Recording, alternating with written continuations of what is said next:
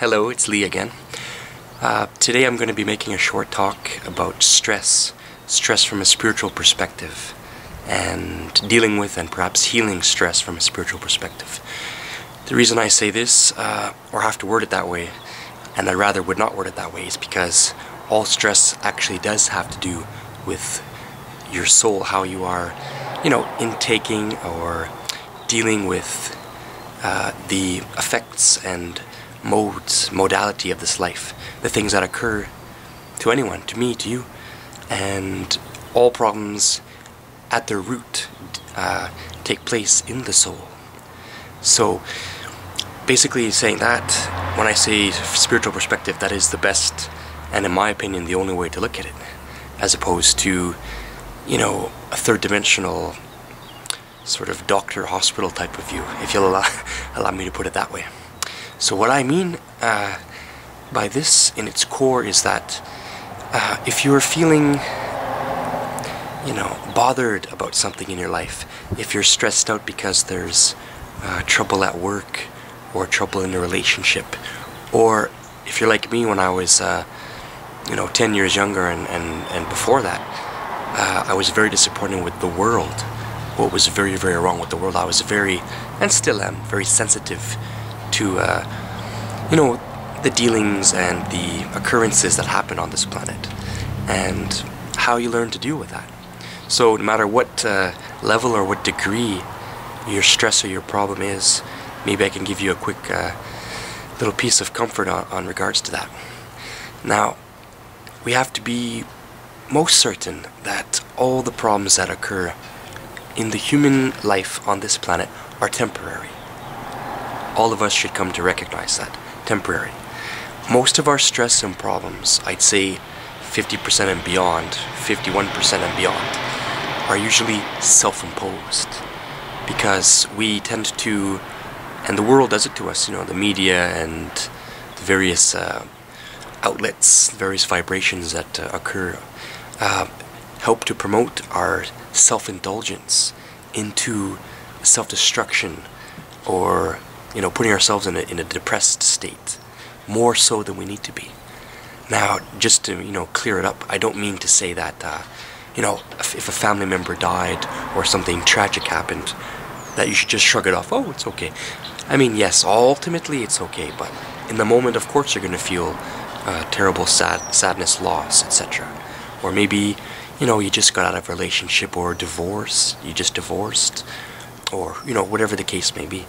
But what I'm trying to say with this video is, it really comes down to how you deal with it yourself. Your soul, your heart, your core is the one that is experiencing it. And dealing with it occurs with two ways. One is your mental projection, or should I say your understanding of the situation, and your emotional stability or instability. Now, when we feel something, we often let our emotions run with it for a little while. It's like the emotions are in charge and take the course of action. What we then do right after is we start to reason and think through the problem with our mind. Now, our mind can actually, our cognizance of our thought process, our mental body within us, is able to sort out and deal with the stress, and thus be the teacher and the comforter of the heart. It's about remembering and about recognizance, because ultimately everything is going to be okay. Maybe only in the long run, but it will. So, like it says in the Bhagavad Gita, one of my favorite books, is that a man or a woman must lift himself up by his own mind. A man either lifts himself up or puts himself down with his own mind.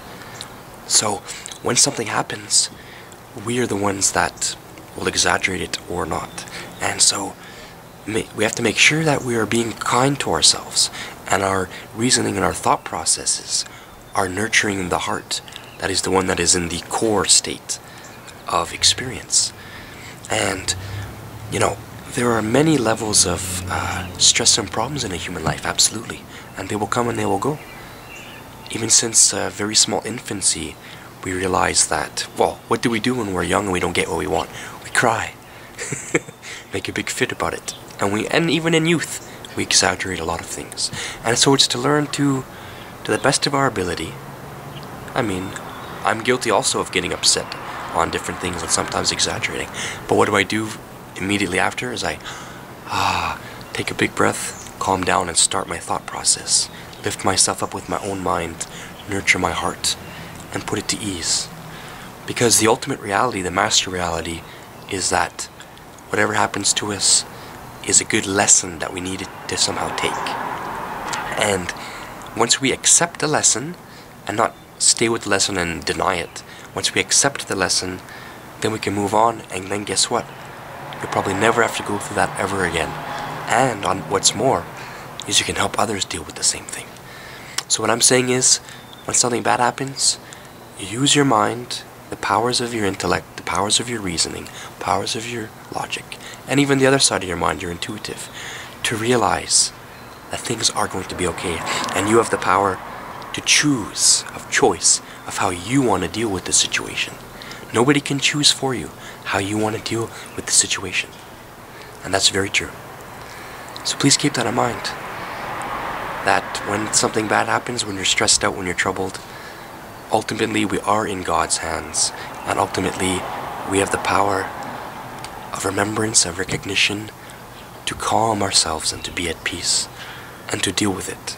If you're stuck in a situation that you have to deal with no matter what, whether you like it or not, it's best to try your best to deal with it as smooth as possible.